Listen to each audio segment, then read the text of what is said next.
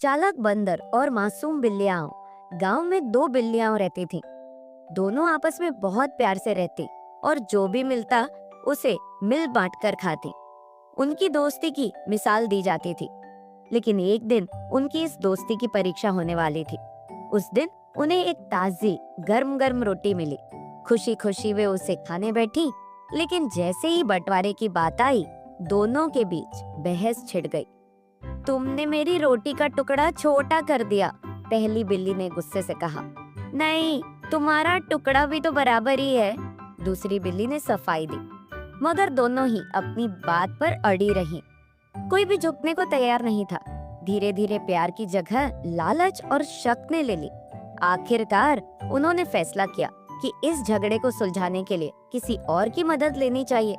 बंदर का न्याय। बिल्लियां जंगल में रहने वाले एक चालाक बंदर के पास पहुंची।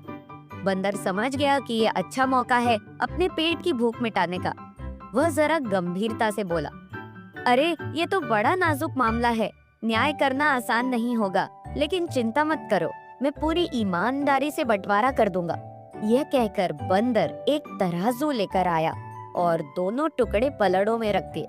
पलड़ा झुका तो बंदर ने मुस्कुराते हुए भारी वाले टुकड़े में से एक छोटा टुकड़ा तोड़कर अपने मुंह में डाल लिया। अब दूसरा पलड़ा भारी हो गया। बंदर ने उधर से भी थोड़ा सा तोड़कर खा लिया। इस तरह वह कभी इस तरफ से तो कभी उस तरफ से रोटी का टुकड़ा काटता रहा। बिल्लियां चुपचाप देखती रहीं। उन्हें लगा कि बंदर न्याय कर रहा है, मगर धीरे धीरे रोटी के टुकड़े छोटे होते गए और फिर बस कुछ ही कण बचे रह गए। सच्चाई का एहसास अब बिल्लियों को समझ आ गया कि वे ठगी जा रही हैं। वे घबराकर बोली, बंदर भैया अब रहने दो, हम खुद ही रोटी बांट लेंगे। बंदर ने शरारत से हंसते हुए कहा, अरे ऐसा कैसे हो सकता है, मैंने इतनी मेहनत की तो मेरी मजदूरी भी तो बनती है। इतना कहकर उसने बचे कुचे टुकड़े भी मुंह में डाली और उछलकर पेड़ पर चढ़ गया। बेचारी बिल्लियां दुखी होकर एक दूसरे का मुंह ताकने लगी। उन्हें अपनी मूर्खता पर पछतावा हो रहा था।